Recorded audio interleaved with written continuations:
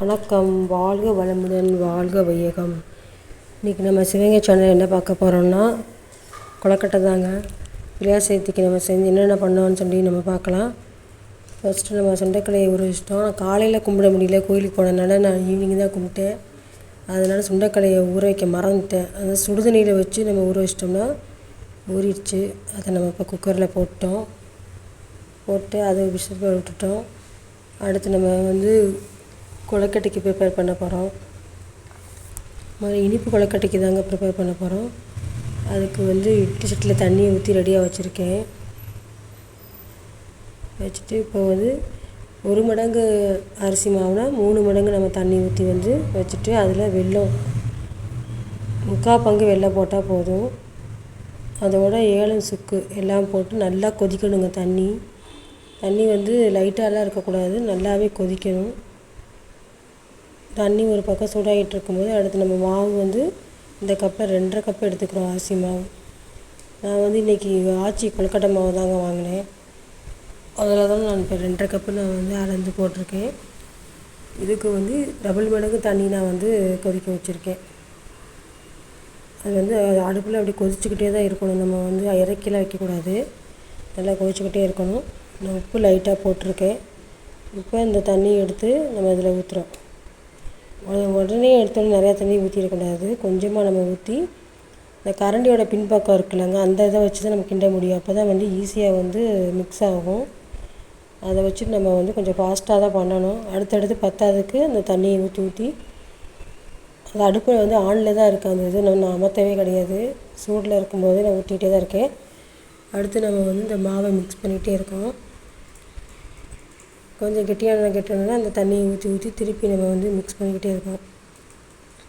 கையில் தொட முடியாது, கண்டிப்பாக ரொம்ப சூடாக இருக்கனால நம்ம அந்த கரண்டியோட பின்பக்கத்தை வச்சு தான் மிக்ஸ் பண்ணால் கொஞ்சம் ஈஸியாக இருக்கும், கட்டிப்படாமல் இருக்கும்.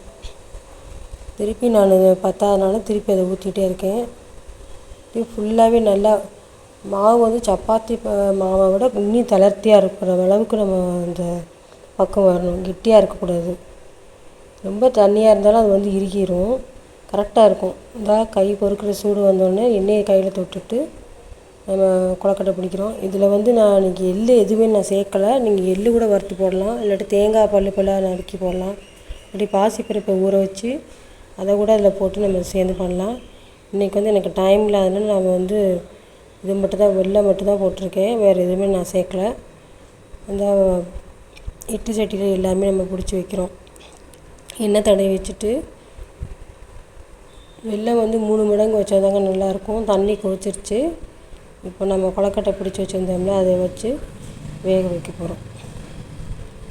ஒரு 1 or 2 மினிட்ஸில் வெந்துடும். ஏன்னா நம்ம சுடுதண்ணி ஊற்றும் முதல்ல மிக்ஸ் பண்ணியிருக்கோம்ல. அடுத்து நம்ம கார கொழுக்கட்டைக்கு ரெடி பண்ண போகிறோம். இது எப்படின்னா, நம்ம இடிச்சட்டி வச்சு அதில் எண்ணெய் ஊற்றி கடுகு, அதில் குக்கிங் ஆயில் எதுவாக இருந்தாலும் நம்ம ஊற்றிக்கலாம், நல்லெண்ணெய் கூட ஊற்றிக்கலாம். கொஞ்சம் எண்ணெய் கொஞ்சம் தாராளமாக ஊற்றினீங்கன்னா நல்லாயிருக்கும். கடுகு போட்டு கடலைப்பருப்பு, உளுந்து பருப்பு, இன்றைக்கி பச்சை மிளகாய் என்கிட்ட கிடையாது, அதனால் நான் பட்டை மிளகாய் போட்டிருக்கேன். இல்லாட்டி நீங்கள் பச்சை மிளகாய் கூட போட்டுக்கலாம். கருவேப்பிலை, அதில் உப்பு எல்லாம் போட்டு நல்லா தண்ணி கொதிக்கணும். இதே அளவுக்கு தான் நம்ம 2 கப்பு தான் இன்றைக்கி. அதுக்கும் நான் கார கொழுக்கட்டைக்கு எடுத்துக்கிறேன் மாவு. அளந்து போட்டுட்டு வச்சுக்கிட்டே தண்ணி நல்லா கொதிக்கும் பாருங்கள்.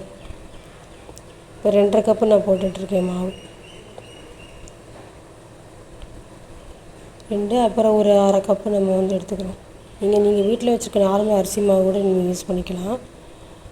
இன்றைக்கி நான் கொழுக்கட்டை மாவு தான் யூஸ் பண்ணுறேன். அதை போட்டு நல்லா மிக்ஸ் பண்ணணும். இதுக்கும் நம்ம 3 மடங்கு தண்ணி தான் ஊற்றிருக்கணும். ஊற்றினா தான் அது ஃபுல்லாக நல்லா கலந்து வரும். நான் இருப்புச்சட்டிலேருந்து ஒரு பாத்திரத்துக்கு மாற்றிட்டேன். அதுக்கிடையில் இனிப்பு கொழுக்கட்டை வெந்துருச்சுன்னா மேலே அந்த ஷைனிங்காக இருக்கும், நம்ம அதை பார்த்தாலே கண்டுபிடிச்சிடலாம். இனிப்பு கொழுக்கட்டை வெந்தாச்சு. அதை நம்ம எடுக்கிறோம். சூடாக இருக்கிறதுனால நான் ஸ்பூனை வச்சு தள்ளி விடுறேன். ஒட்டவே இல்லை பாருங்கள், அழகாக விழுகுது. நம்மளோட இனிப்பு கொழுக்கட்டை ரெடி ஆயிடுச்சு. அதை நம்ம முதல்ல பாத்திரத்தில் மாற்றி வச்சுட்டு இதே நம்ம இதில் தான் நம்ம கார கொழுக்கட்டையும் வேக வைக்க போகிறோம். ஃபுல்லாக எடுத்தாச்சு. இனிப்பு கொழுக்கட்டை ரெடி ஆயிடுச்சு.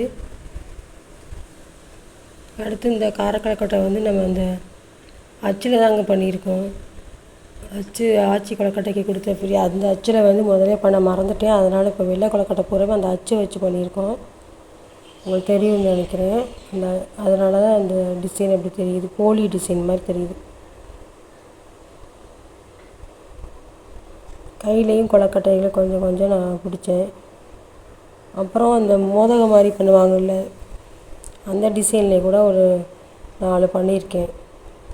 அதையும் இப்போ நம்ம எடுத்து வச்சு அந்த தண்ணி சுட்டுட்ருக்குல அதிலே வச்சு நம்ம வேக வச்சிடலாம். இப்போ நமக்கு எல்லாம் ரெடி ஆயிடுச்சு. தேங்க்யூ ஃபார் வாட்சிங். பிடிச்சிருந்தா கமெண்ட் பண்ணுங்கள், ஷேர் பண்ணுங்கள், சப்ஸ்கிரைப் பண்ணுங்கள். வணக்கம். வாழ்க வளமுடன்.